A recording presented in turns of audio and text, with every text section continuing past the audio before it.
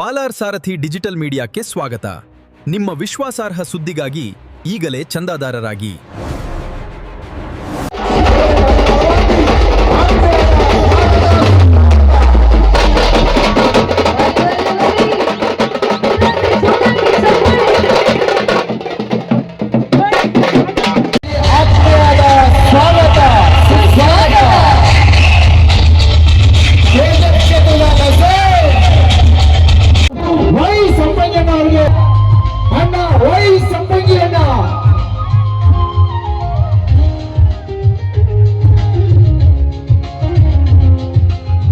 ಶ್ರೀ ಶ್ರೀ ಶಾಂಬಶಿವ ಮೂರ್ತಿಗಳ ಪುತ್ರ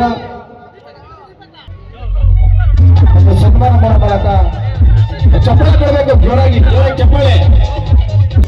ನಮ್ಮ ಪ್ರವೀಣ್ ಯುವ ನಾಯಕ ಪ್ರವೀಣ್ ಅವರಿಗೆ ಅದ್ದೂರಿಯಾದ ಸನ್ಮಾನ ಮಾಡ್ತಾ ಇದ್ದಾರೆ.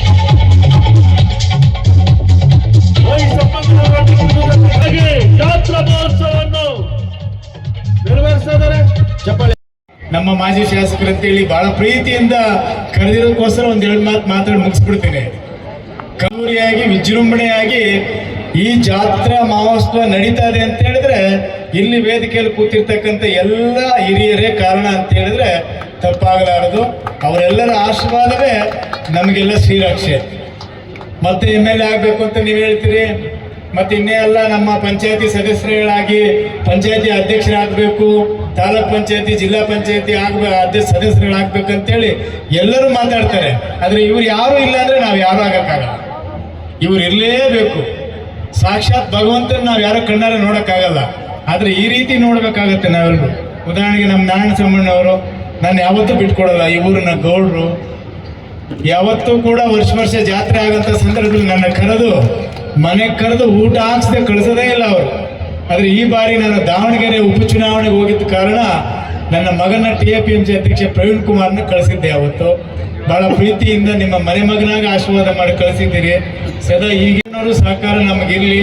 ಮಂಜಣ್ಣವರು ಅಲ್ಲಿ ಬೆಂಗಳೂರು ಮಹಾನಗರ ಪಾಲಿಕೆಯಲ್ಲಿ ಸದಸ್ಯರಾಗಲಿ, ಅವ್ರಿಗೆ ಅವಕಾಶ ಸಿಕ್ಕಿದ್ರೆ ಮೇಯರು ಆಗಲಿ, ಅದು ನಾನಿಲ್ಲಿ MLA ಆಗೋಕ್ಕೆ ಮಂಜಣ್ಣವ್ರ ಸಹಕಾರ ನನಗಿರಲಿ ಅಂತೇಳಿ ನಾನು ಈ ವೇದಿಕೆಯಲ್ಲಿ ವಿನಂತಿ ಮಾಡ್ಕೊಳ್ತಾ, ನಮ್ಮ ವಕೀಲರು ಕೋರ್ಟ್ನಲ್ಲಿ ನ್ಯಾಯವಾದಿಗಳಾಗಿ ಮಾಡಲಿ, ಅಲ್ಲಿ ಊರಿಗೆ ಬಂದಾಗ ನನ್ನ ತಮ್ಮ ಸಂಪಂಗಿ ಅಂತೇಳಿ ನೀವು ತಿಳ್ಕೊಂಡು ನಮ್ಗೆ ಆಶೀರ್ವಾದ ಮಾಡಲಿ.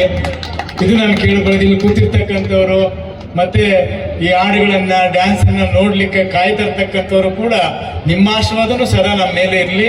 ಮುಂಬರ್ತಕ್ಕಂಥ ಯಾವುದೇ ಸಂದರ್ಭದಲ್ಲಿ ಈ ಸಂಪಂಗಿನ ನಿಮ್ಮ ಮನೆ ಮಗನಾಗಿ ನಿಮ್ಮ ಸೇವಕನಾಗಿ ಸದಾ ನೀವು ನಿಮ್ಮ ಕೆಲಸಕ್ಕೋಸ್ಕರ ನಾವು ಇರ್ತೀವಿ ಅನ್ನುವಂಥ ಮಾತನ್ನ ಈ ಸಂದರ್ಭದಲ್ಲಿ ಹೇಳ್ತಾ, ನೀವೆಲ್ಲರೂ ಕೂಡ ಭಗವಂತನ ಕೃಪೆಗೆ ಪಾತ್ರರಾಗಿ ರಾಜಕೀಯ ಭಾಷಣ ಹೆಚ್ಚಾಗಿ ಮಾಡಕ್ಕೆ ಹೋಗೋದಿಲ್ಲ. ಆ ದೇವರು ಎಲ್ಲರಿಗೂ ಕೂಡ ಆರೋಗ್ಯ ಸಕಲ ಸಂಪತ್ತನ್ನು ಕೊಟ್ಟು ನೆಮ್ಮದಿಯ ಬದುಕು ಕೊಡಲಿ ಅನ್ನುವಂಥ ಮಾತನ್ನ ನಾನು ಹೇಳ್ತಾ